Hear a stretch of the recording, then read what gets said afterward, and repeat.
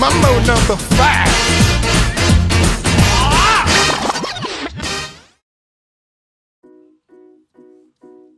Hey guys, it's Ray from the channel, and I am here to talk to you today about Shakespeare and art. Shakespeare's influence has moved beyond literature and has inspired countless other media, including art, where my interest lies. And I am very interested in art, so I thought it'd be a fun research, to research some paintings and share with you guys some pieces that were influenced by Shakespeare's plays. I looked into some things and picked out my favorite paintings, most coming from plays we have read in class. So I'm going to start by showing you a few paintings inspired by Shakespeare's A Midsummer Night's Dream, which happens to be my favorite play we have read this semester. I'll start with this painting, creatively titled A Scene from A Midsummer Night's Dream. This painting, created by Edwin Landseer, is of Titania and Bottom in Act 3, Scene 1. So what's happening here is that she is under the influence of the love potion, and he has been turned into an ass, and they're just lounging around the enchanted forest with fairies serving them. This painting in particular was actually quite popular, and even Queen Victoria praised it. Lewis Carroll, the author of Alice in Wonderland, also enjoyed the painting, and the white rabbit featured here is thought to possibly have influenced the character White Rabbit in Alice in Wonderland. Sticking with A Midsummer Night's Dream, here is Hermia and Lysander. The second painting is yet another scene from the play. Hermia and Lysander, painted by John Simmons in 1870, depicts a scene from Act 2, Scene 2 in the play. The scene is where Lysander asks Hermia to lie down and sleep. As you can see, there are a lot of fairies. I'll point them out to you. They're all in the circles here. Are featured in this painting as well. The painting of fairies was actually very common in the period, the 19th century, making Shakespeare and A Midsummer Night's Dream specifically a popular inspiration for artists who wish to pursue painting these creatures.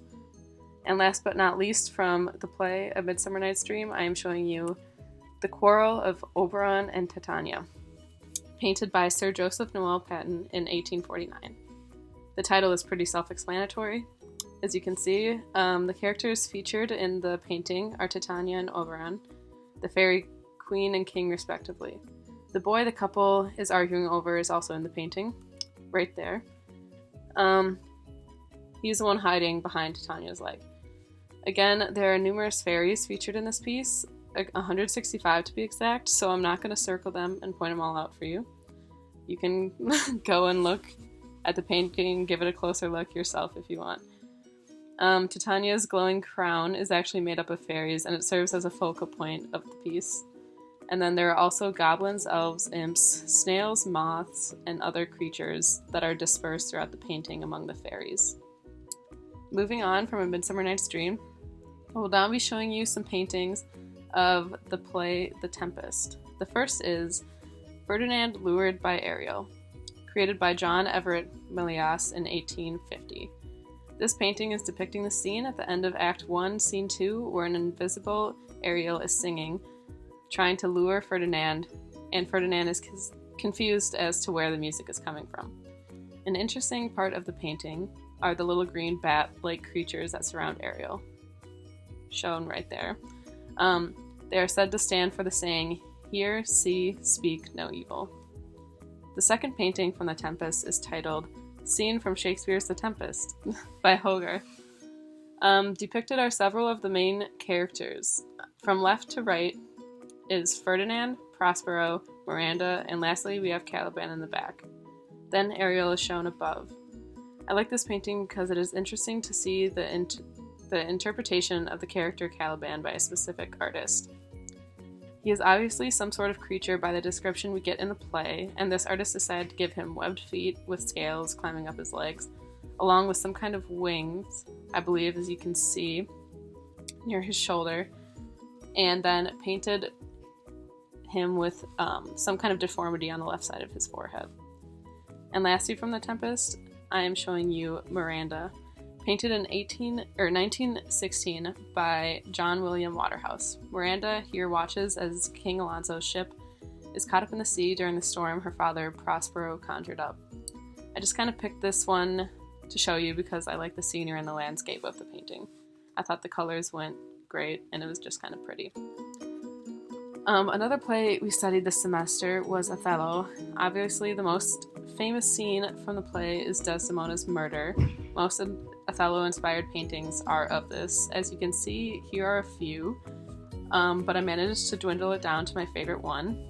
So here is Desdemona by Rodolfo Amato. I like this one because it is simplistic with its like few colors and focal point of Desdemona. I also like the shadows seen in the painting because it adds to the dark themes of the play. It is also implied that in this painting the shadows belong to Othello and Emilia, who watch on as Desdemona dies. Moving on to the play we are currently studying now, Hamlet. I have selected probably the most famous of all the paintings I've shown you so far. This is Ophelia, painted by Sir John Everett Milias in 1851, the artist mentioned earlier in this video for painting Ferdinand lured by Ariel. Painted is the scene where Ophelia commits suicide by drowning herself after going insane in the wake of her father Polonius's death. All of the flowers in the painting symbolize different things. The poppies symbolize death, the violets symbolize chastity, faithfulness, and youthful death, and the overall use of flowers and other plant life in this painting symbolize the theme of life, growth, and then death. In the right center of the painting, there is what is said to be a raccoon in the grass. You cannot know for sure if this is what Milias was going for, but it also looks like it could be a skull. In fact, in a companion piece painted by Hunt, there are several skull shapes throughout the piece, so it could really be interpreted as either, I guess. The last painting I'm going to show you guys isn't from a play we have studied this semester, but it's from one of my favorite plays, Macbeth.